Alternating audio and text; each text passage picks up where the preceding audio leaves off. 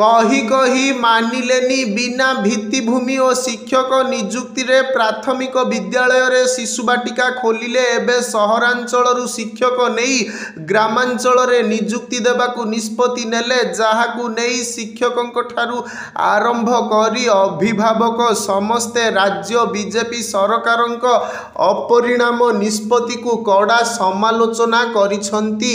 सेपटे संपूर्ण साक्षरता अभियान कहवा कथा घरोई स्कूल रे शिक्षा अधिकार आईन बल रे पिलांकु पाठ पढ़िबारु चक्रांत करी वंचित करिबा परे एबे सरकारी स्कूल को मध्य बर्बाद करा जाउछि। जातीय शिक्षा नीतिर अगमूल न जानी एक तरफा निष्पत्ति नेबा पड़ुछि महंगा। फलस्वरूप ओडिशा रे शैक्षिक वातावरण विपर्यस्त मुहा।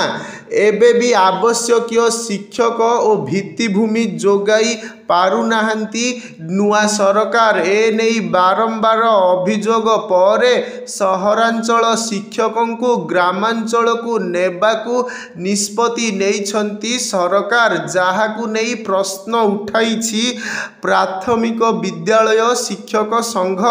राज्यर 45,000 प्राथमिक विद्यालय रे शिशु बाटिका 3 खोलिथिबारु जड़े लेखाएं शिक्षक निजुक्ति कराइले अतिकम रे 45,000 शिक्षक आवश्यक, किंतु एही निजुक्ति तो दूरर कथा प्राथमिक और उच्च प्राथमिक विद्यालय रे राज्य रे 1 लाख रु अधिक शिक्षक पदवी खाली पड़िछि।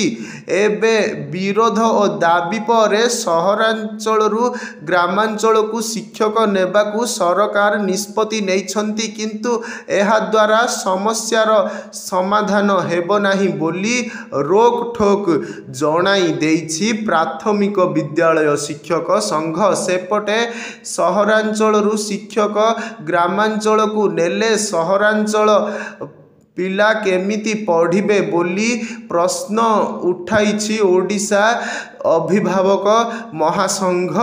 एमिति तो सहरांचल सरकारी स्कूल गुड़िकर अवस्था दुर्बल, एबे आहुरी दुर्बल करिवार प्रयास चलिछि बोली अभियोग आनिछि अभिभावक महासंघ। शिक्षक निजुक्ति न करी भित्तिभूमि न सजाड़ी सरकार शिशु बाटिका रे एडमिशन काहीकि कले बोली प्रश्न करिछि महासंघ।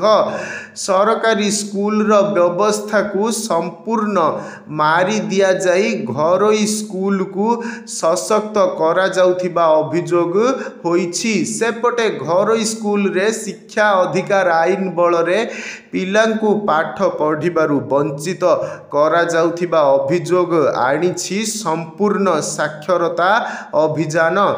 पारदर्शी पोर्टाल रे षडयंत्र करी गरीब पिलांकु घरोई स्कूल रे एडमिशन रु वंचित करा जाइथिबा अभियोग सह आंदोलन जारी रहिछि, किंतु ए सबकु भ्रूक्षेप न करी एबे सरकारी प्राथमिक विद्यालय को मध्य दुर्बल करा जिबाकू नेई असंतोष तीव्र हेबारे लागिछि।